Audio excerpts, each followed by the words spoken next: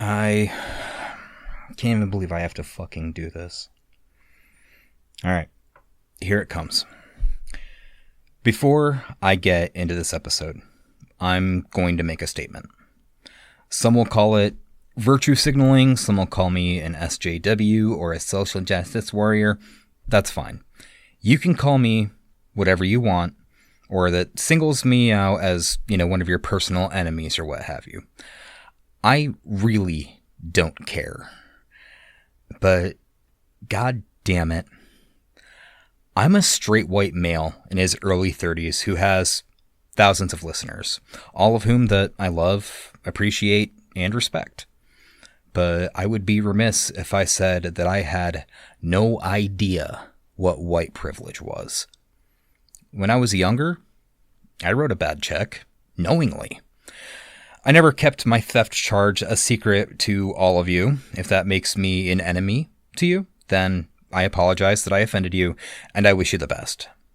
Granted, that was, 15 years ago, and I've changed since then. But what hasn't changed is the color of my skin. Sure, I've gotten older, I've honestly gotten fatter, I've gained a bunch of tattoos, piercings, a beard, and some will call a bad attitude. My ancestors are Scottish, Irish, German, and I believe that there's some Italian in me somewhere. But I digress. If you saw my goofy ass walking around Kroger, you'd call me a white man. But I wrote a bad check. I didn't get arrested for it. And I goddamn sure did not have 3 police officers hold me down for 8 minutes and 46 seconds with a knee to my neck, while I screamed that they were trying to kill me, while I screamed for my mother, or that I told them that I couldn't breathe, just like Eric Gardner. George Floyd did. And chances are you probably watched the video and were just as outraged as I was. But I've never had to fear the police departments. I've been arrested before, but I never fear for my life. I've never been denied my rights as a citizen because of the color of my skin. I've never been looked at differently, except for maybe, like my ears or my tattoos that I willingly did to myself and wasn't given at birth. I am white. I am straight. I am a male, and I am privileged. I will never deny that. We at Murder and Such have always tried our best to speak on behalf of those whose voices may not be heard or don't have the power to speak out. I have personally banned transphobic, racist, homophobic, and all-around fucking awful people from interacting with the Murder and Such pages on all fronts. I don't tolerate that kind of ignorance, and I refuse to do so. I will never experience racism firsthand. I will never experience homophobia firsthand. I will never experience transphobia firsthand, and I will never experience sexism firsthand. If you are black, white, Hispanic, Asian, gay, straight, transgender, non-binary, male, female, or any other marginalized group who still experiences any sort of scrutiny over your skin, blood, preference, or life, I will stand for you. I am with you. I want to hear your stories. I want to give you my compassion. And I want you to know that although people out there just really fucking suck these days, there are people who are willing and able to help. This is, in fact, my show that I work on for you guys. I will touch on topics that may not fit your personal values. And if that isn't okay with you, then again, I wish you the best. But I'm not going to go silent. And I'm not going to stand by while I watch a police officer murder a man in cold blood because he wrote a bad check. That doesn't sit right with me. That will never sit right with me. I will not sit back and watch Eric Garner be choked out on the streets of New York for selling loose cigarettes, saying that he can't breathe. I will never stand by and watch injustices committed against people of a different race, nationality, color of skin, sexual preference, or gender identity, or even different sex as me get shit on because whatever political fucking pundit they have tells them that it's okay. I will look at all sides of every story, and I will give you my opinions. If that doesn't sit well with you, then thank you for listening. Unsubscribe. Delete your Patreon if you are a patron. I couldn't care less. These are people's lives that are being taken from us right in front of our very own eyes. And we have to do something.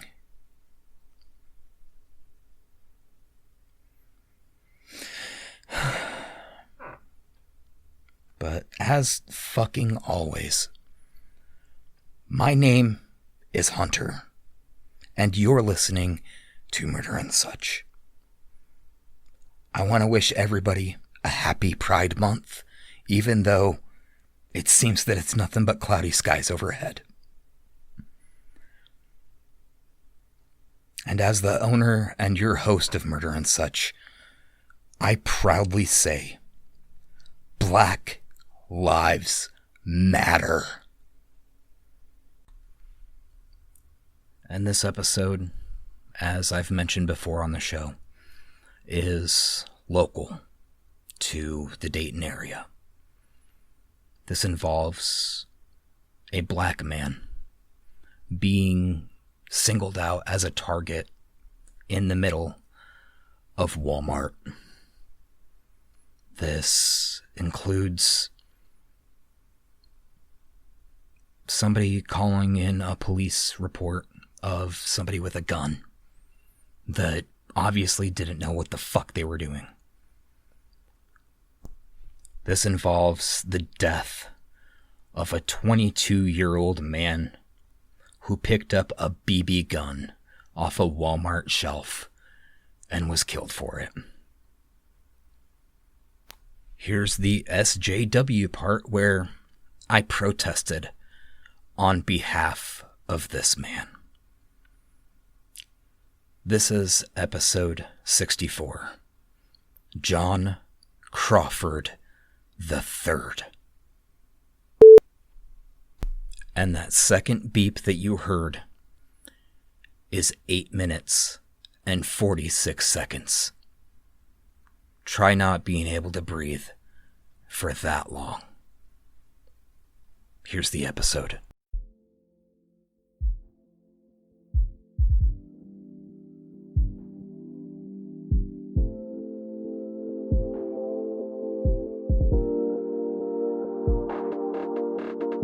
Murder and Such contains true stories about murders, the macabre, true crime, serial killers, and other dark subject matter. This includes adult themes, explicit language, descriptions of gore, violence, and other information provided by news articles, witness testimony, and public record. Murder and Such is not intended for all audiences, and although warnings will be set in place, listener discretion is still advised.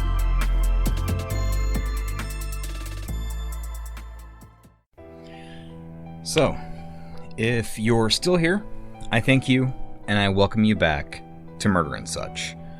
I am your host, Hunter.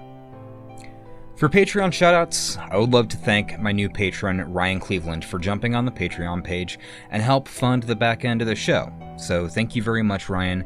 I hope that you received your stickers, and also, just because I think I should do it again, another big thanks to Justin Reebsum for smacking me in the back of the head and making me realize that I hadn't sent out stickers to him. Justin has been providing me with music for the show and is also a patron of mine. So when you hear the music behind my voice, you can thank Justin for these great beats. But if you would like to jump on the bandwagon and help fund the back end of my shitty little podcast, you can join the Patreon at patreon.com/murderandsuch. And the only tier that I have is just $1 per episode and usually 1 to 2 episodes per month. Less than a cup of coffee. Plus, you'll get the podcast sent to you early and ad-free, and you can put that on your favorite podcast player app. But even if you can't help donate to the show, if you use Apple Podcasts, please, if you could, drop me a 5-star review. Whether it's a written review or not, I would greatly appreciate that. Lord knows that I'm going to be getting some 1-star reviews after the intro for this episode. But thank you again, Ryan, and thank you again, Justin, as well as thank you for listening. I am constantly blown away with how supportive you folks are for the show. And another thing that was brought to my attention was some listeners of the show asked if I could actually put the P.O. box into the show. That way they know if they want to send a little care package or something, they know where to send it to. So I don't know if I've done this on the feed, but if you want to send anything to the show, you can send that to Murder and Such, P.O. Box 1907, Dayton, Ohio, zip code 45401. So there's that. But enough of all of my thank yous and me showing you guys support. Let's get into this episode. So, one YouTuber that I watch is a man by the name of Philip DeFranco. As far as his political bias, he gives both sides of pretty much any story, and he gives the current news of the day. I wouldn't really call him a Democrat or Republican, but mainly an informed guy. Even Rob from the Brohio podcast is a big fan of his, and we kind of talk about Phil every now and again. But I watch his show every day that he puts out an episode, and he gives you everything from politics to world news to YouTuber controversies, and then even does some deeper dives into various topics. I genuinely enjoy his content, and I think maybe you should try giving him a shot sometime. He's honestly a pretty good dude. But on May 26th, he uploaded a video, and granted, some of the headlining is pretty clickbaity, but the episode was titled, John Krasinski, SGN Sellout Backlash, Amy Cooper Exposed on Video and Fired, The Mask Problem, and more.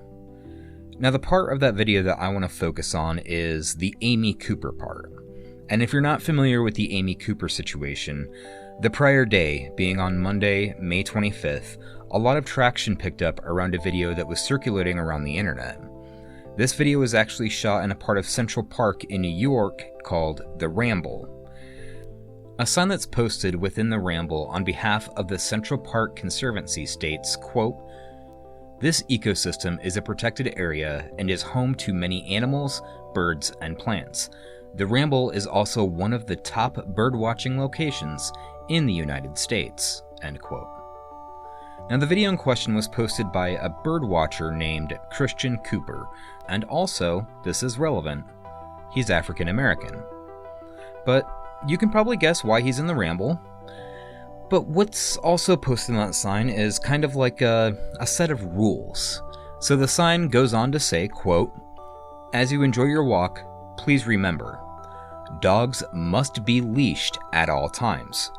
Walk your bicycle, stay on designated paths." Then says, "Help protect Central Park and the environment. Please carry out what you carry in," end quote. But the part I want to focus on personally is the part that says, dogs must be on a leash at all times. Sure, this is America and people don't like being told what to do, but when it comes to a fragile ecosystem such as the one that you see in the Ramble, you kind of abide by the rules, considering it's a place that everybody wants to keep preserved. Now, Christian Cooper, who is in no relation to Amy Cooper, was out birdwatching, as you might have guessed, but then he met Amy out on the reservation and her dog was not on a leash. Now, as many people do these days, they pull out their phone and they will record a situation. Some people do it for their own protection, some people do it for shitposting purposes, and in Christian's case, I think he did it for his own protection and proof. And I can honestly say that I'm glad that he did. According to a Facebook post from Christian, he stated, quote, "Central Park this morning. This woman dog is tearing through the plantings in the Ramble. Me. Ma'am, dogs in the Ramble have to be on a leash at all times. The sign is right there." The exchange goes on for a bit, and as Christian claimed, she said, quote, "The dog runs are closed. He needs his exercise." Now, he had allegedly told her that she could take her dog outside of the Ramble to run, where a leash is not required, but she refused to do so. So then he stated, quote, "Look, if you're gonna do what you want, I'm gonna do what I want, but you're not gonna like it," end quote. And what he did was, he pulled out his cell phone and he started recording. Now, obviously, Amy Cooper is the ma'am, and from what it seemed, she was obviously violating the park's request. In the video, you see Amy wearing a mask, blue jeans, a blue shirt, and a gray jacket over her shoulders. She starts walking towards Christian with a dog leash in her right hand, and this is going to piss some of you off quite a bit, but she had just her dog's collar in her left hand, with her dog still attached. The dog's front legs being held off the ground when she was walking towards him. Now, I did manage to get the audio for the video, and I'm going to play that for you, but please, pay close attention to what she is telling him and the people on her phone call.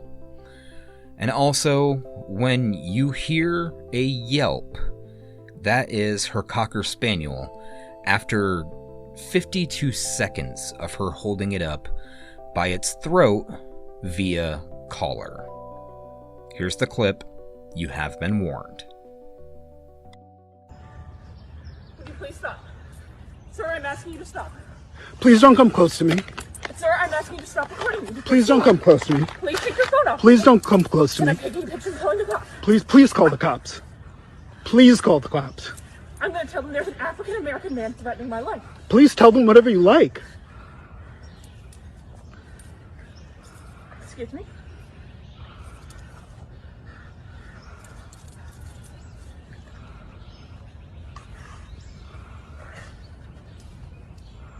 I'm sorry, I'm in the Ramble, and there is a man, African-American, he has a bicycle helmet.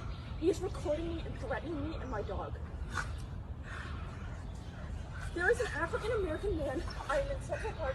He is recording me and threatening myself and my dog. And my... I'm sorry, I can't hear you either. I'm being threatened by a man in the Ramble. Please send the cops immediately. I'm in Central Park in the Ramble. I don't know. Thank you. Now, since then, Amy has been fired from her job at the investment firm Franklin Templeton, with their statement being, quote, "We take these matters very seriously and we do not condone racism of any kind. While we are in the process of investigating the situation, the employee involved has been put on administrative leave," end quote. And then she actually forfeited her dog back to the Abandoned Angels Cocker Spaniel Rescue Adoption Center that she had gotten him from. Now, Christian gained popularity from this, and justifiably so.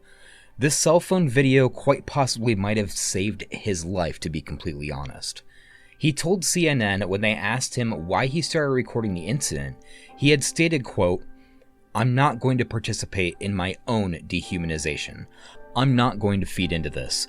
We live in the age of Ahmaud Arbery, where black men are gunned down just because of the assumptions people make about black men, black people, and I'm just not going to participate in that, end quote. Now, CNN also had an interview with Amy Cooper, and she stated that since the video had been posted about her, her entire life is being destroyed right now. Now, this is where I'm going to leave that one. But the part that I want to focus on is where that she said that her life is being destroyed right now. Look, I get it. I understand that things are really hard for her right now. But when you hear her saying that a man is threatening her and her dog's life, not to mention when she points out that it's an African American man who's doing it, there is a much different connotation that her statement holds than she would like to believe. Christian is right.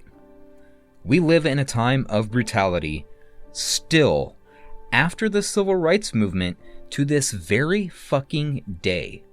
With George Floyd, Ahmaud Arbery, with Walter Scott, with Tamir Rice, with Breonna Taylor, we live in a time where police and or citizens look at black people as a threat. With what Amy stated and with watching the video, it got me thinking about a case that happened almost 6 years ago on August 5th of 2014.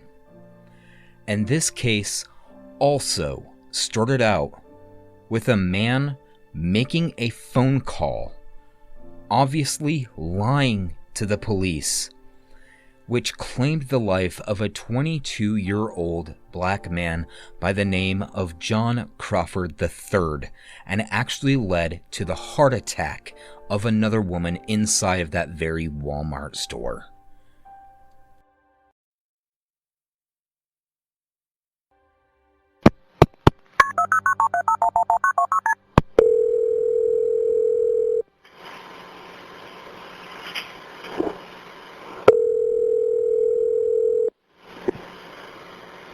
Beavercreek 911, where's your emergency? I'm at the Beavercreek Walmart. There's a gentleman walking around with a gun in the store. Is he got it pulled out? Yeah, he's like pointing at people. What does he look like?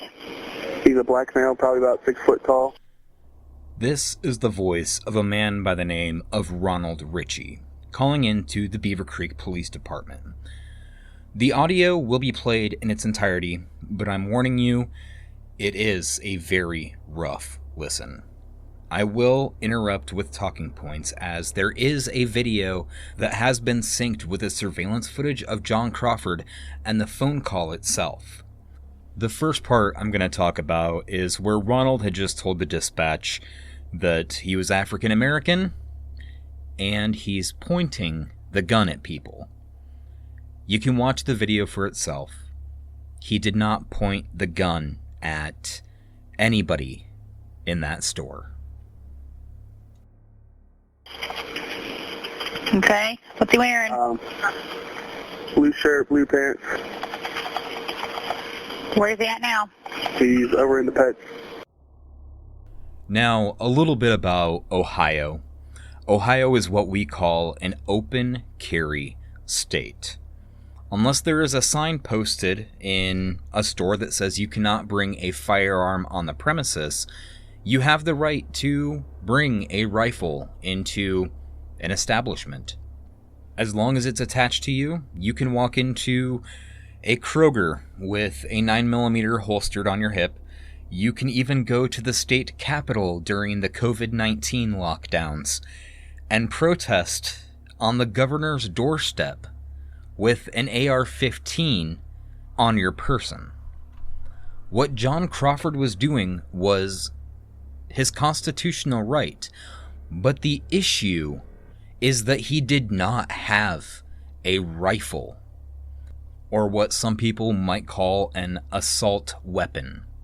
What John Crawford had in his possession was a BB gun that he got off of the shelf of that very Walmart store, walked to the pet aisle next to the dog food and the cat litter and stood there looking at a BB gun and messaging somebody on his phone.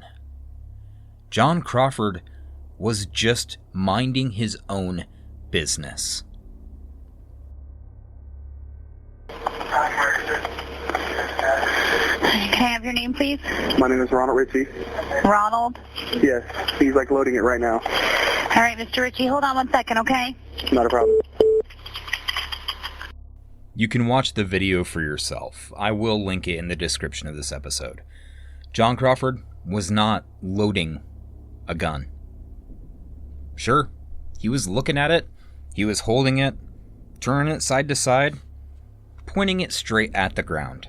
He walked through that store with the tip of that BB gun pointed at the floor the entire time. Not causing a scene, not being a threat, and definitely not loading this gun. I'm still on the phone with you. This is Fairborn, but they're probably sending somebody. Okay. So I'm just going to stay on the phone with you. Okay. 911.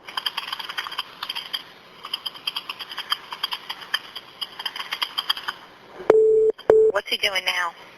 He looks like he's just trying to load it. He's just trying to load it? Yeah. Confirmed. Okay. He's still in the pets area? Yeah.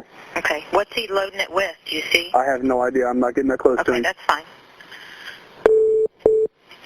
Has he got people that he's pointing it around now? I can't tell if there's anybody he's pointing it at right now, but it looks like he's like aiming at things. Okay. I'm just going to keep you on the phone until they get back on there, okay? You're fine.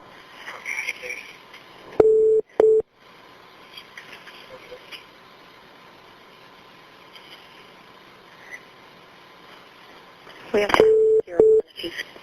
Oh, he did. Okay. Are you there? Yes, I'm here. Where is he at now? He's still in the pet section. Just looks like, I don't know what he's trying to do. He's just like pointing at 46, I'll still be in 2023.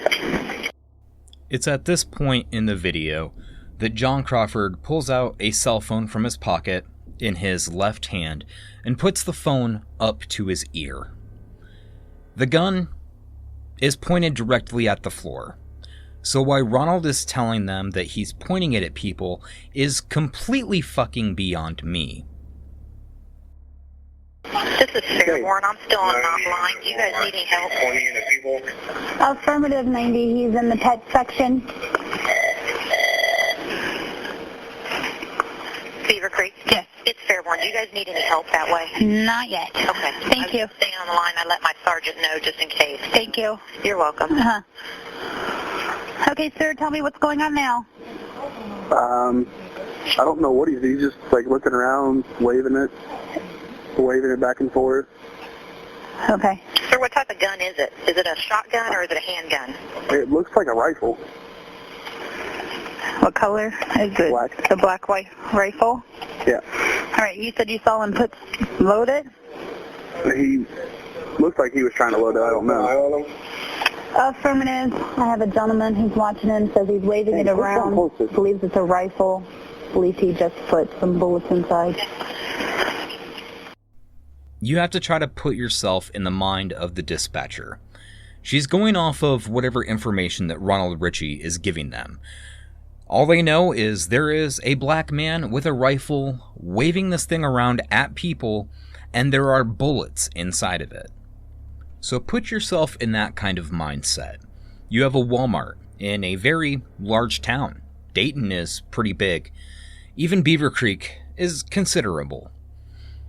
But you have a man who has a rifle in the middle of a Walmart store who's pointing it at people.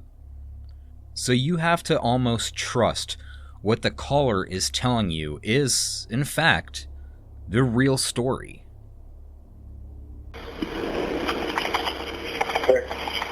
I have an officer there. You have an officer here. I also have another officer on He's scene. in the back corner of pets right now. White male, black male? They're advising Black. he's in the black corner of pets. He's a black male. What's he wearing? Black shirt and blue jeans. Okay, the black male, black shirt and blue jeans. Yeah. Does he have a hat or anything on? No, he's got like an afro. An afro? Okay. Beavercreek, did you get that? I got it. Has an afro. I hear police. Gotcha. As you heard from the police dispatcher, there are 2 officers on scene. One is a man by the name of David Darko, and the other one is an officer named Sean Williams. Both are on scene with weapons, looking for a man that they think is about to commit a possible mass shooting in that Walmart store. But if you watch the video, you can still see John Crawford standing there on his cell phone with the gun pointed at the floor, and then a woman pushing a cart with 2 children, a little boy and a little girl, actually walk up and start looking at the fish.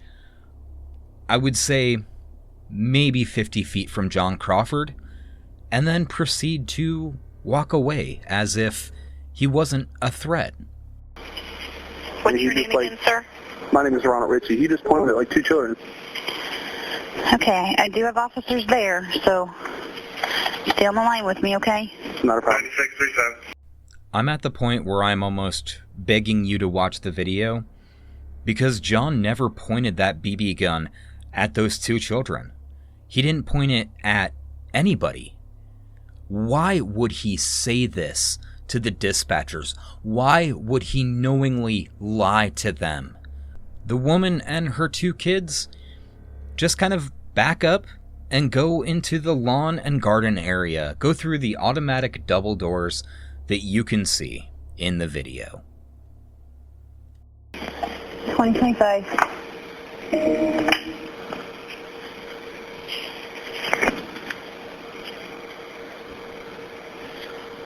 Is there anyone else around him that came with him that you can tell? It's just him. Just him? Yeah. Okay. What's he doing now? He's just waving it around still. You said he pointed it at a couple of kids. Right. Okay, is there kids around him then? Not anymore. Okay. And there he is again, reaffirming that he pointed a gun that you can see in the video that he never did at a couple of kids. Is there anyone around him now? There's a kid watching him. He's about an aisle length away. Okay. 4637. 2026.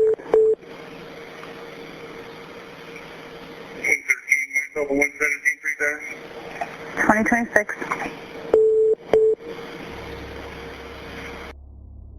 Now, I am going to increase the audio volume on this for one part. In the video, you can see coming out of the security camera that's in the lawn and garden center, there's a pallet with cat litter on it, and you will see an officer in shorts and a white shirt with a rifle that is going after John Crawford, thinking that he's pointing this gun at kids, anybody, and it's fully loaded, going off of everything that Ronald Ritchie had said to the police dispatcher. But I'm going to amplify the volume of when Sean Williams gives him a command and the amount of time that John Crawford had to respond to him before Sean Williams pulled the trigger.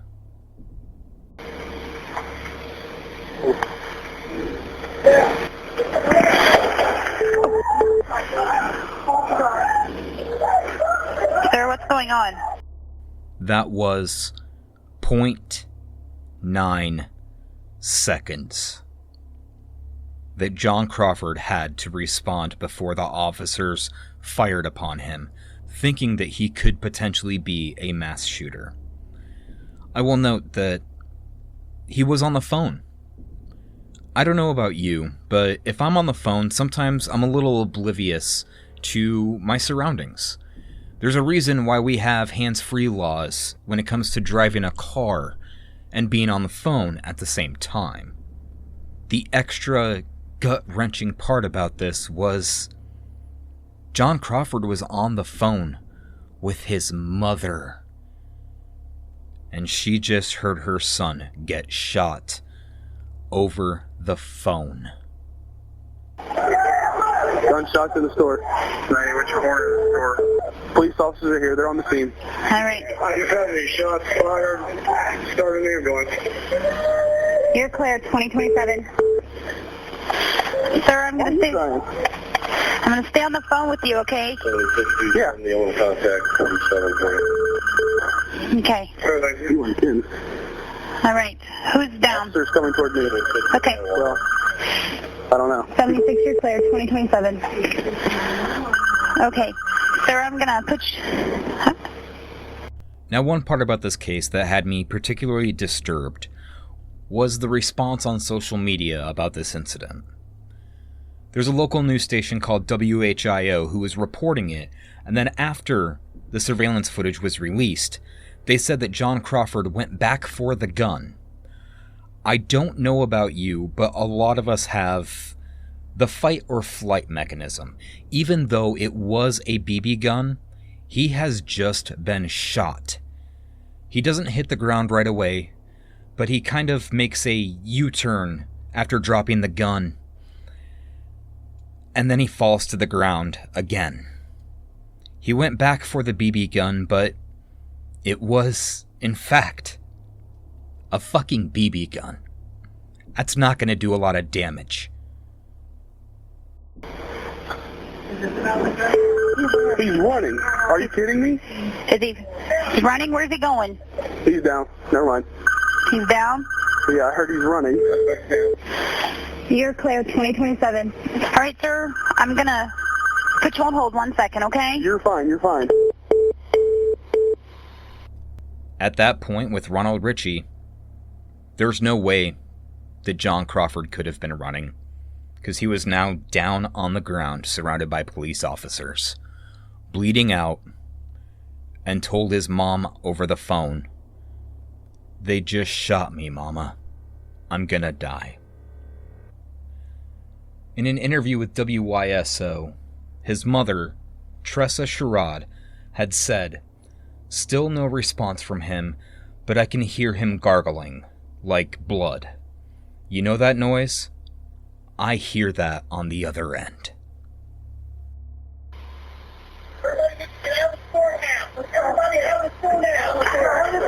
We're being told to leave. Ma'am? Babe, come here. No, I understand. I want you here with me. I'm not going to. Don't run on your ankle, dear.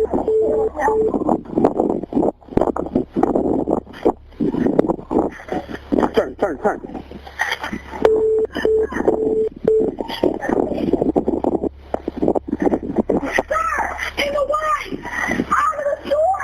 Sir, I have your information. I want you to follow whatever the officers are telling you on scene, okay? Yes, ma'am. Thank you. All right. Beavercreek.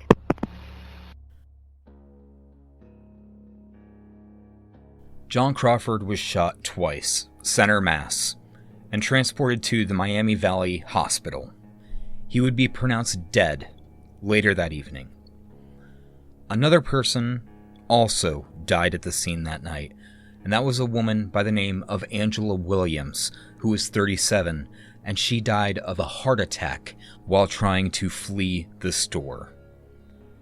Another note about Angela Williams is that she was to be married that following weekend.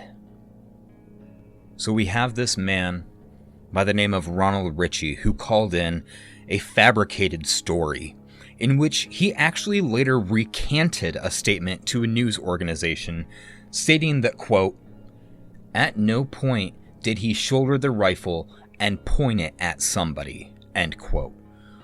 Which is a pretty stark contrast to what he told the police dispatcher and what you had just heard in your very own ears. This man caused the death of not one, but two people because a man was walking through a Walmart with a BB gun in an open carry state. So, What happens after this? Walmart gets shut down for the foreseeable future so an investigation can be conducted. Ronald Ritchie had gone to the police and identified himself as the man who made the bogus 911 call to the authorities. Now, unbeknownst to the police department, John Crawford's girlfriend was outside in her car waiting after everybody had been told to leave the Walmart store. Tasha Thomas was taken in for interrogation due to her association with John. Now, this is, honestly, to me it's utterly disgusting, because this investigator had all of the facts at this point. The phone call, the police statements, and he knew in his head that the gun that John had was in fact a BB or pellet gun. This investigation would be transferred to a different person, and later in December, information about the interrogation itself was later released. And I'm going to be flat out honest with you. What this investigator did and said, at least to me, was utterly disgusting. In the interrogation video, you see Tasha sitting at a circular table with 2 chairs, and her sitting in one of them. The investigator tells her that he's going to ask her some questions and tells her that he's going to give her some time to calm down. As soon as the door shuts, she starts bawling, because she knows that John is involved and he's been shot by the police. This goes on for a few minutes until the investigator comes back in and starts asking her the usual. Her first and last name, address, pretty rudimentary stuff. He starts asking her about John, his address, date of birth, and stuff that she actually knew. He asks her criminal history and his criminal history. Now, she's struggling the entire interview trying to keep the tears from running down her face. She tells the investigator that she arrived at the Beavercreek Walmart together because John needed to pick up ingredients to make s'mores for a cookout that he was going to be going back to, and she needed to pick up some new scrubs for her job. He then starts to ask her about what John had when she was with him. She said that he had a white plastic grocery bag which had some clothes in it, and that's all she knew. They went into the store together, and John was getting repeated phone calls from an ex of his that he had children with. Tasha was looking around the store for the s'mores ingredients, and at some point, she went and started looking at the scrubs. At that point, John was still getting phone calls from his ex, so she told him to take the phone call while she tried on her scrubs. Now, here's a clip from this interrogation. What I want you to do is pay attention to the investigator's wording and the questions that he's asking Tasha. Keep in mind, John Crawford grabbed that pellet gun off of the shelf. Did he have a weapon? No, not that I know of. Now, I want to be very clear, okay? That man got a weapon at some point, I understand, okay? Mm-hmm. That man produced that weapon. Mm-hmm. That man had the weapon when you picked him up, you had in your car or something. Mm-hmm. You understand that we're investigating a serious incident. I do. You lied to me, and you might be on your way to jail, so I want to be very clear about this. I swear to God. I swear to God. Oh my kids, I have a job and a family on everything I love. That's the officer. I didn't ask. Where did he get this gun? Sir, I don't know. I swear to God. Sir, I swear to God. I don't know. On everything I love, you can give me a lie detector test and everything. I swear to God. So he got in your car, he had a white bag, he never made any noise about doing anything to his ex or anything like that. No, sir. Was she in the store? No, sir. She was in Cincinnati, to my understanding. Okay. You sure she wasn't in the store? I swear, to my understanding, she was still in Cincinnati. I never even met the girl. I only know her name is Lisa. Okay. And you're telling me you didn't see his girlfriend in the store? No, sir. And when I check and I have a chance to talk to other detectives, they're going to tell me that she's not in the store and you didn't know she was in the store. Is that what you're telling me? Yes, sir. Are they going to tell me that you didn't know he had a firearm? Yes. Is that what they're going to tell me? I wasn't with him. Yes, sir. I wasn't with him. Are they going to tell me that he got in your car and did not have a firearm in his possession? I can't tell you what. Listen, I want to be very clear with you that I you're have not a playing job games here. Okay, and I have a serious incident to investigate. I understand. And as I understand it, that man had his hand on a gun at some point. I don't know all the details. I'm going to find out. Right. But my first step is to talk to you, and you were with him. You were with him just moments before this happened. You need to tell me the truth. I am. I swear to scary. God. I swear to God. I am. I swear to God. Oh, my dead brother's grave. I swear to you. I'm corroborating everything because I don't know. Did he ever make a comment that he was going to go shoot her or anything like that? No. Why would he have a gun in the store? I don't know. Is he known to carry a gun? Not that I've never known him. Don't tell me not that you know, because that's the first thing that I realize somebody's not telling me the truth when they say that kind of stuff. I've never known him to. Did he ever make a comment to carry a gun? No. Be truthful with me. Honestly, no. I just spent the night at his house with his mom. He's living at his mother's house at that address I just give you. Mm-hmm. And ask his mom. They should be at the hospital by now. His mom and his mom wasn't with him. You were. That's why you're here. Well, no, I'm just saying. Okay. Last night. Okay. I want to know what you know. And you are very close to this man, and that's why you know what's going on, and you need to be truthful with me, because this might be your last chance. I'm not going to take another statement to let you recant it. If you knew he had a gun, even though you maybe didn't say anything to him, or you did say something to him, hey, it's not a good idea to be carrying that, tell me, okay? Sir, I swear to God, I didn't know. I swear to God, I'm looking dead in your eyes. I didn't know. I swear to God, if I wouldn't know, I have kids at my house, I wouldn't have did that. Well, your kids weren't with you, right? I was on my way to Zelman. Were your kids with you? No. You and John went in Walmart.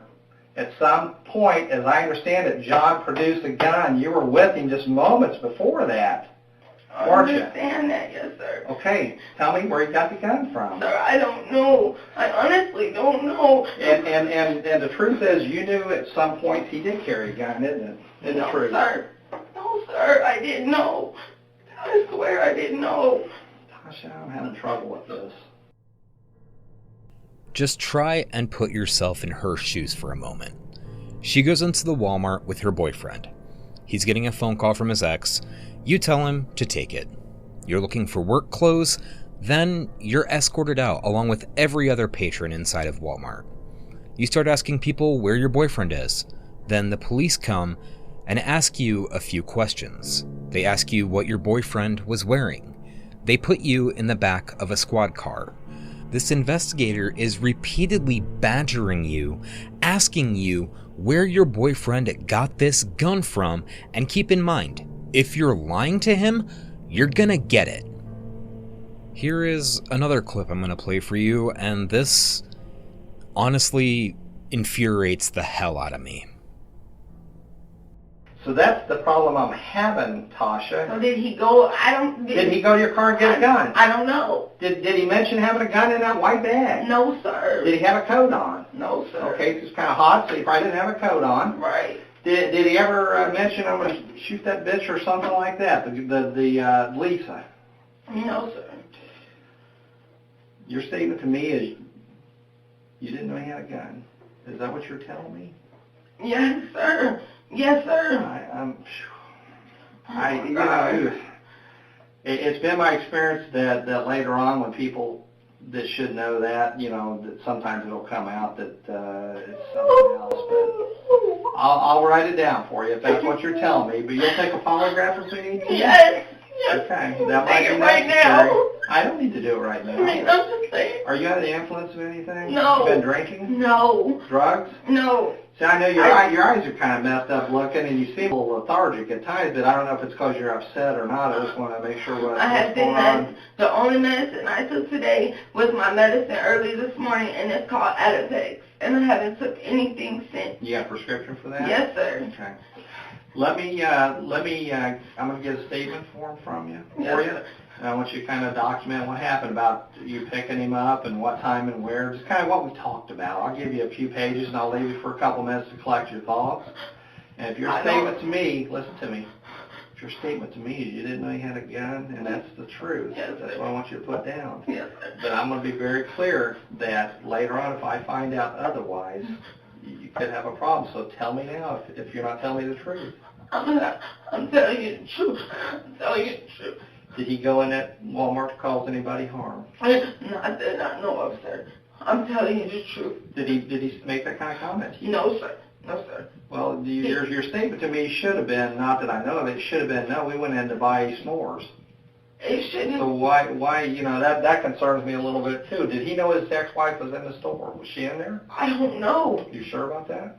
I don't know if she was in there. I'm going to find out. I don't know all the details. That's why I'm asking you. That's fine. Make sure you're truthful with me. Yes, sir. Okay.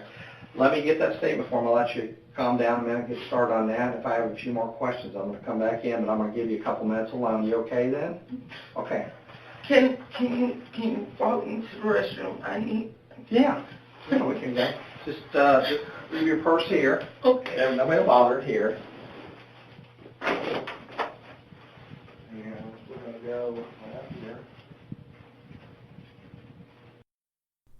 I'm not a police investigator. I'm not going to act like I am one. But to me personally, that crossed a major line. Asking her if she was on drugs or something like that. But this woman is giving you the truth, and you're threatening her and saying that she's acting drunk and lethargic. She doesn't even know what the hell is happening, but knows that somehow her boyfriend had gotten a gun, and then she hasn't seen him since they departed in the middle of Walmart. So at this point, Tasha asks to use the restroom. The investigator obliges and takes her. They come back in later, and she admits that he smelled a little bit like marijuana, but she didn't know if he had been drinking as far as she knew. Then she asks him one question. Okay. Let me get some statement forms. I'll let you collect your thoughts, and you kind of start documenting what you know about this, and I'll probably have a few more questions when you're done, but this way I'll kind of let you collect your thoughts a little bit, okay? Okay, I got one question before you leave. Sure. Is he okay? I don't know any of the details. I basically got called out on the incident that happened there. There's other detectives there. Okay. So they're investigating. I really don't have many of the facts, and they asked me to come in and talk to you and see what you're involved in this whole thing. I understand. So yeah, we'll see what's going on if I can, but I can't talk a lot on radio. Yeah. So okay, let me get some statement forms. I'll be right back. Thank you. Okay. She just wants to know if he's okay. She knows that something bad has happened, but she just wants to know if John is okay. All of this is new information to her, and she's oblivious as to what happened, and I truly, truly feel sorry for this woman right now. The vast majority of this hour-and-a-half interview is the investigator asking Tasha for her statements. He leaves the room, and then he comes back and asks if they can search her vehicle. But then, almost towards the end of the interrogation, this cold and callous investigator comes in and gives Tasha the news that she didn't want to hear. Well, to let you know, unfortunately, John has passed away as a result of this. I don't know any other way to tell you. I mean, what happened there wasn't a good thing, and as a result of his actions, he is gone. You sure you don't want your mom back here? Okay.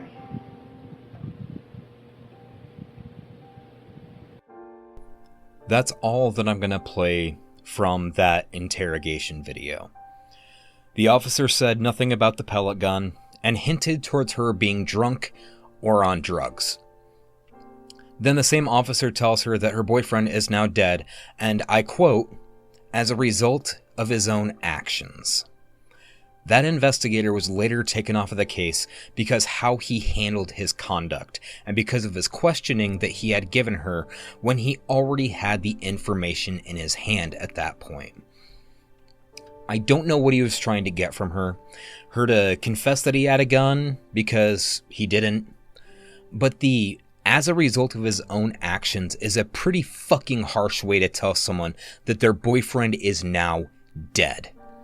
Months later from this, Tamir Rice would be shot and killed in Cleveland for having an airsoft gun at a park because someone called in a black kid with a gun. If you're not familiar with the case, Tamir Rice was killed immediately when the officer came onto the scene. John Crawford predates the killing of Tamir Rice, but you would think that law enforcement would talk to each other, or considering how the John Crawford case made national headlines, that the officer would think to check and see if the gun is real or a toy, or even just give someone more than a single second to respond to a command before pulling a trigger on them. I'm not an officer, but it just seems like kind of a human thing to do. It didn't happen here with John Crawford, and it didn't happen with Tamir Rice.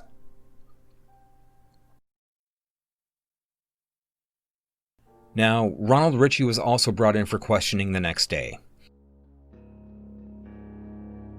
Now, one particularly troubling thing that I saw with the video is how the officer interacts with Ronald Ritchie during his questioning.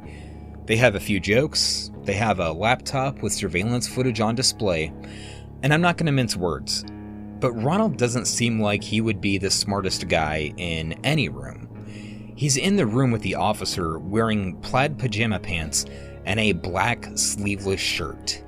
And just, I don't know, like, that's what you think of sometimes with people here in Ohio, that he's just kind of gross. But in the interrogation, he repeats his statements that John, quote, muzzle-checked 2 kids. Then he said that the officer yelled multiple times to put the weapon down, but said that John had pointed the barrel at the officer, which also had never happened. Again, I'll link the YouTube video in the description of this episode. I highly suggest that you look at it. But in this clip, you'll hear the officer call Ronald by the name Tyler. Tyler is his middle name, but pay close attention to what he says to the officer. Tyler, there's a report that somebody says that he may have pulled the gun out of the toy section and took it out of packaging or something to that extent. And I didn't see the firearm. Okay, that's nothing, that never came from you? No. Okay. From what I saw was he had the gun open the whole time. Yep. I didn't see an orange tip on it or anything like that, so I didn't look like it was fake. Yeah. And I wasn't going to take the risk that it was fake to confront him about it. Yeah. And right now, for all intents and purposes, you're on the belief it was a real gun. Yeah. Okay. And whether it was or not, it's not my issue. Right on. I hear you. You're dumb enough to point any kind of weapon at a police officer, you get what's coming to you. I mean, like I said, I'm military as well. I'd have done the same action the police officer done. Do you have a concealed carry? No? Not yet. Okay. The sheer callousness of him saying that if you're dumb enough to point a weapon at a police officer, you're going to get what's coming to you. Which you can see in the video that he never fucking did. I can't speak for Ronald Ritchie now because Ronnie has gone radio silent on all fronts, and honestly, it's for a good reason. His false report to the police led to the death of an innocent black man, has painted him as a social pariah. But even when he tells him that there's the chance that it might have been a BB gun that he got off the shelf, he didn't even hesitate. He didn't even say something to the tune of, it could have been. He might not have had an actual rifle. Here's another clip. You mentioned that a couple of kids came up on him and he muzzle checked them. Was that the only time that he seemed to encounter anybody else? Was there anybody else that you saw that engaged him or had contact with him? It didn't look as if he was pointing it at him. It just kind of, where he's swinging around and flashing the muzzle toward the children. Okay. But I know accidental discharge can go. Yeah. So, yeah. Especially how he's holding by the trigger grip. So. Okay. I don't take a chance. Was he holding by that the whole time? Yeah. Did he look to be doing anything else while you were encountering him? Or he was on the phone with somebody, laughing and just, I don't know what was going on there. Okay. Like I said, I wasn't trying to get too close. Yeah. On the phone the entire time, it seemed? Yeah. Okay. So phone in one hand, gun in the other? Gun in the other. Okay. There's a couple points where he's just holding it straight up and moving it back and forth. Okay. And you're on the phone with 911 the entire time? Mm-hmm. As I've said on the show a million times, I am no expert. But when you look at cases like Dylan Roof, maybe Eric Harris and Dylan Klebold, or other mass shooters, you typically don't have those monsters talking on the phone with one hand and holding a semi-automatic rifle in the other. If they have the weapon, that's usually when shit goes downhill, and I can only imagine that they have a very stoic, stern, or serious look on their face at the moment. Definitely not laughing and talking on the phone. Pretty contradictory behavior to what Ronald Ritchie said he was doing. So that makes me wonder, what was it that Ronald Ritchie saw as a threat with John Crawford III? As I mentioned in the 9-minute intro to this episode, during the beginning of the COVID-19 lockdown, Ohio closed the vast majority of businesses, like hair salons, bars, restaurants, tattoo parlors, and many people lost their jobs. Ohio, because of that, had flattened the curve. But you had people who were dressed to the nines in tactical gear, carrying semi-automatic rifles, pistols, shotguns, and extra magazines into the state capitol. The very capitol where Governor Mike DeWine holds his press conferences and where his office resides. A government property that holds the leader of our state. But the officers brought them in, let them have their gravy seals or cosplatriots protest right at our governor's front doorstep. Not a shot fired from a single officer, no tear gas deployed, no rubber bullets. Nothing. What was the difference between the two instances? Both happened in Ohio. Police were involved in both instances. But what was the difference between the armed civilians and the man in Walmart? To be straightforward with you, the armed civilians were white. John Crawford was black. The armed civilians were, well, armed. With actual guns. AR-10s, AR-15s. You name it, they had it. John Crawford had a pellet gun and a cell phone. The police were monitoring those situations at the Capitol. In John Crawford's case, they almost shot on sight based off of the information that Ronald Ritchie gave to the police dispatchers. Now, you want to say that systematic racism doesn't exist in America? I will wholeheartedly disagree with you. And that is where I'm going to leave that one. Now, getting back to the interview, about 17 minutes in, they start watching the video, and Ronald is sitting there with the investigator, and the investigator starts asking him what he's saying to the dispatchers at this point in time. I genuinely wish that I could see his face instead of his neck rolls in this interview.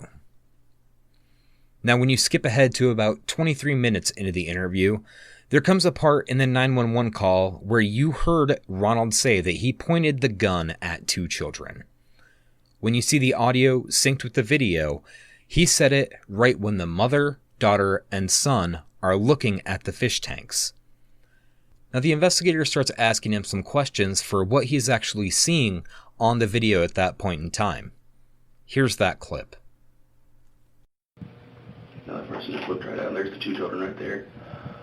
Okay, now those are the 2 children that, so we got a couple more here. So a couple down the aisle, and he's just sitting there. I don't know if they're like not noticing that he's actually carrying it. Looks like he's holding it down to his side right now, out of view. I'm pausing it for a second. So pretty quick, we had a male and 2 kids walk by. And then after that, this female and her 2 kids show up. Right. Which 2 kids were you referring to when you said that you thought you muzzle checked them? The first set. Okay. So I mean, it was just like a wave around, but even still. Yeah. Quick enough. You look like that's what he's doing, and they move on quickly. Right. Okay. So when you see this family, what are you thinking? I'm thinking, I don't know how they're not seeing what's going on here. Okay. All right. And you have your 2 children right here, and this guy's got a gun. I don't know what kind of gun it is, but yeah. I know if it was my family, I wouldn't stick around that close, especially with 2 children. Yeah. Now she's probably not seeing that you don't expect to see a guy holding up, right. One down there. I mean, he's just looking like he's holding it down his side, and as soon as they turn their back, he's waving it again. Did it look to you like they saw that they ever even noticed that he held the gun? I don't think they did, just because of where they were holding it, where he was holding it. Yeah. That I don't think they saw it. Okay. Again, I wish I could be a fly on the wall of that room and see what Ronald's face looked like when the investigator can see that he did not, in fact, point the muzzle or muzzle check 2 children. So now, his bullshit story is starting to unravel a little bit. But I wish that it could have ended with the investigator calling bullshit on his story. But then I heard this. There's not much I can tell you on it, but I can tell you got a pretty good, accurate accounting of events. The evidence is right in front of him. Literally, right there on the screen. It took a second person to sync that video up and re-upload it to YouTube with the surveillance footage synced perfectly up until the exact moment that you subsequently hear the gunshots to show that Ronald Ritchie's call to the police dispatcher and false information of him pointing the gun at 2 kids is what led to this man being innocently gunned down and another woman having a heart attack and dying as well. In my personal opinion, this man has 2 people's blood on his hands. The officer towards the end of the interview had asked Ronald about social media postings. Let's listen to what he had to say. You bring up an interesting point that I want to ask you about. Did any time after this incident you or your wife put any postings on Facebook about what transpired? I think so. You did? Yeah. Okay, can you briefly go into any discussion about what you wrote or what you posted? If my phone doesn't die first. Well, that's okay. We apologize. You've been here a long time. We appreciate your cooperation. I mean, there's one here from mother-in-law going through a prayer over it. And, okay. My wife says, I'm still trying to process all this. Seeing someone get shot is horrible. Yeah. And it's at the Beavercreek Walmart. And she says right here, yeah, the guy walks past us with a gun as my mom was calling me, and Tyler watched him as he walked to the pets, proceeded to load the gun, kept waving it around while he was on the phone with someone, so Tyler called the cops, and within 5 minutes they were there. Told him to put the gun down. He pointed at them, and they shot him. The poor lady next to aisle over had a heart attack and died from the shock. Okay. That was later on. And again, she's saying here the guy had the gun, died along with another woman. And then today I posted that I'm here talking to you guys. Okay. And is this on your Facebook page, or is this on your wife's? It's on mine, my wife's, her mom's. There's a whole bunch of people. And the news story that's actually posted on here as well, and I can't find it. Like link the video to the... Yeah, from the actual news. There's been a couple comments in there as well, just same thing. Okay. Shortly after that, the interview wraps up, and they let Ronald go. As far as the media was concerned, what most people were saying online was, at the time, there was an active shooter at Walmart.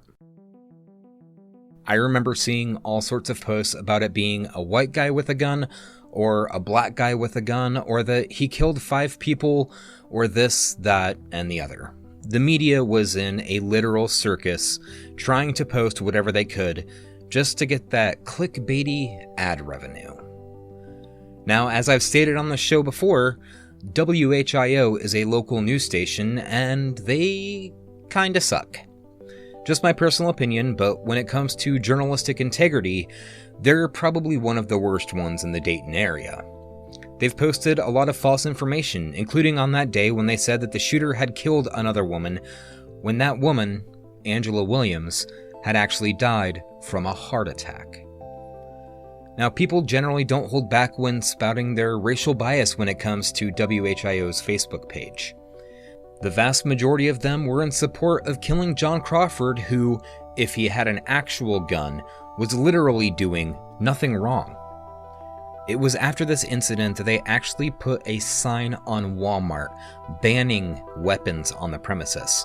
Not before, not during, but after John Crawford had already been killed. So he was within his constitutional right to have a gun, even a real gun, on his person at that moment in time that he was shot and killed. A month and a half later, according to the Washington Post, a grand jury in Ohio decided on September 24th of 2014 to not indict any of the police officers for the shooting death of John Crawford III. By that time, the family of John Crawford had proceeded to get legal counsel to help them obtain any sort of resolution as to why their son, brother, and his children's father was killed for being black in a Walmart with a pellet gun. And when you think about it, what was he doing other than just being black in a Walmart with a pellet gun when Ronald Ritchie made that phone call? Ask yourself that. Now, something that you have more than likely seen is people protesting the death of George Floyd in Minneapolis. This is not something new, because even back when John Crawford was killed, there were protests right in front of that very Walmart, and even the ones that I had attended went from Walmart to a very busy intersection of Beavercreek, right to the Beavercreek Police Department's front door. During those protests, we were all civil. We were all calm. We all held signs in solidarity. But back then, 6 years ago, Black Lives Matter was seen by most people as thugs or even part of a terrorist group. It's crazy to think that 6 years ago, Black Lives Matter was labeled those things. But now you see everyone from major companies and corporations to musicians and celebrities standing in solidarity with Black Lives Matter and the movement. I met some amazing people on those days, even when we marched in downtown Dayton, protesting wrongful deaths, injustice, and systematic racism. This isn't about me. But it truly warms my heart to see the movement being more widely accepted than widely condemned. But as far as the aftermath goes, in my personal opinion, I think the police department were going off of the fact that Ronald Ritchie was what led to this man's death. But I also do not believe he was given ample time to respond to the officer's command before he was shot and subsequently died. In the meantime, the officer who shot the rounds less than 1 second after yelling an order was placed on desk duty.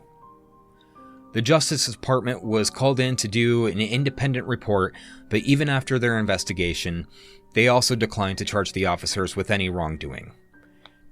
To this day, the police had nothing charged against him, but the family of John Crawford III had sued the Beavercreek Police Department for a civil rights violation, and after a lengthy battle, they actually won.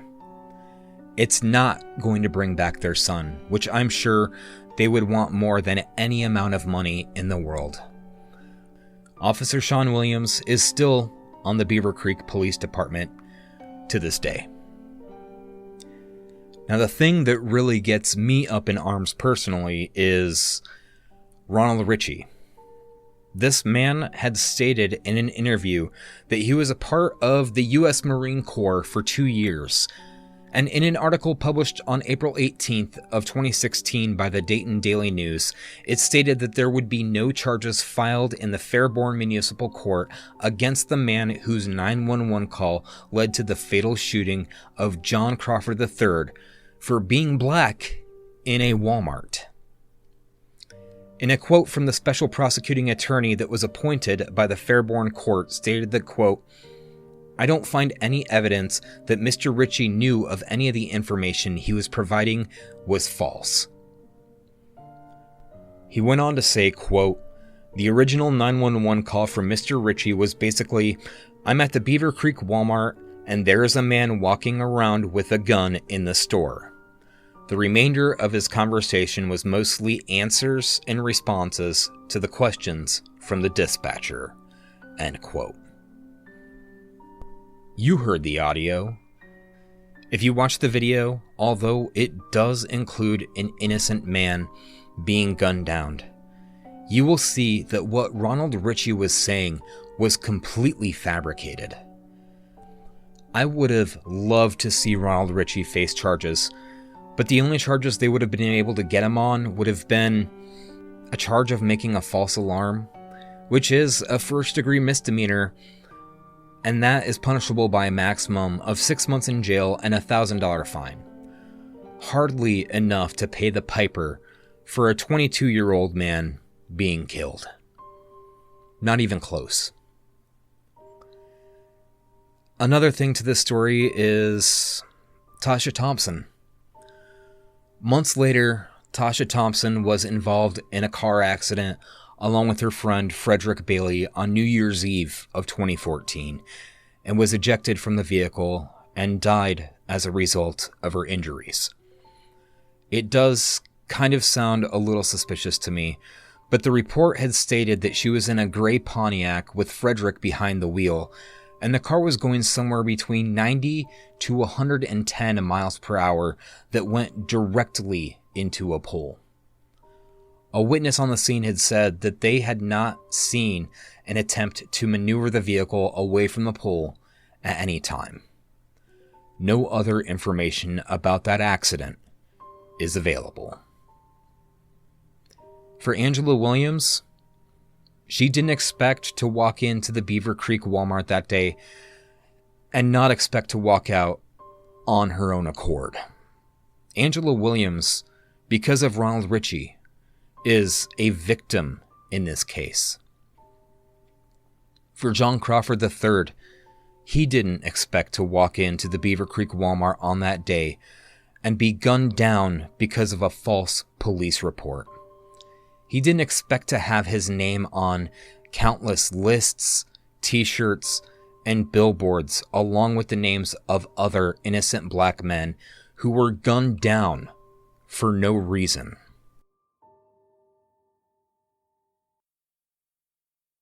What this all boils down to is that 2 people died that day for no reason at all. An innocent man, just like Christian Cooper, who was young and black and had the cops called on him for something that he in fact was not doing. Fortunately for Christian Cooper, he was not killed, although a woman had said that an African American man was trying to attack her and her dog. But my question for you is, when is this going to end? I'm going to read to you an interview that was left for my show on Apple Podcasts on March 14th of 2020 from a user named Meet Me in the Middle 1980. Quote, "Lot of lecturing here. Not for anyone who is not a liberal hipster. This is not as much about true crime as it is about attempting to make you feel bad for what you believe in, unless you're a liberal hipster, that is." End quote. To that, I think that this butt nugget has a point. Sometimes this show is more than just true crime. Sometimes I'd even say that it's less than true crime. Do I want you to feel guilty? No. Do I want you to feel bad about what you believe in? No. But now that the protests, the outrage, and the movements have your attention, do I want you to feel something? Yes. I want reform. I want change.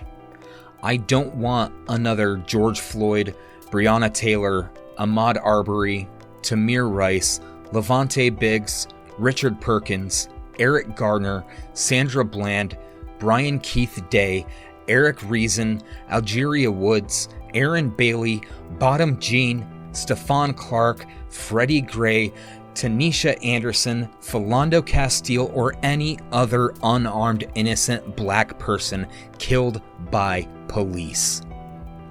Although I do a true crime podcast, yeah, you know that, but these cases where nobody is brought to justice are the ones that don't just hit me personally hard, but hit deep into the hearts of the ones who wonder if they're going to be the next name on the back of a t-shirt. Something has to change.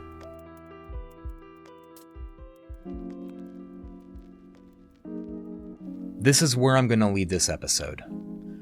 Like I asked before, if you have the Apple Podcast app, if you could drop me a 5-star review, I will be eternally grateful because, god damn it, I know that the 1-star reviews are coming. Also, if you take a screenshot of your review and send it to murderandsuch@gmail.com with your address, I'll throw you some stickers in the mail. I don't have a problem with that whatsoever. They're free. Also, considering that Murder and Such, each episode takes a few days to record. The beginning of the show, I actually recorded a few days ago, but I did receive 2 new people who have helped fund the back end of the show. So a special thank you to Jasmine McLean for jumping on the Patreon page, and I also want to thank Lucy Kavanaugh over in the UK for making a generous donation to the show. Thank you very much to the both of you, and I hope you get your stickers soon. Now, if you think my show is worth a buck, feel free to jump on the Patreon page at patreon.com/murderandsuch. And I'll be throwing you the exclusive Patreon stickers as well as giving you the show early and ad-free. You can follow Murder and Such on Instagram, Twitter, and Facebook at Murder and Such. And you can follow me on Instagram, Twitter, the PlayStation Network, Snapchat, and Steam at Huntor27. I truly do thank you if you made it this far into the episode. I thank you for listening. It's not just my voice that runs this show. It's the voice of the victims. And the victims also need to be represented. I said it once, and I'll say it again. Black Lives Matter. And that's where I'm going to leave you.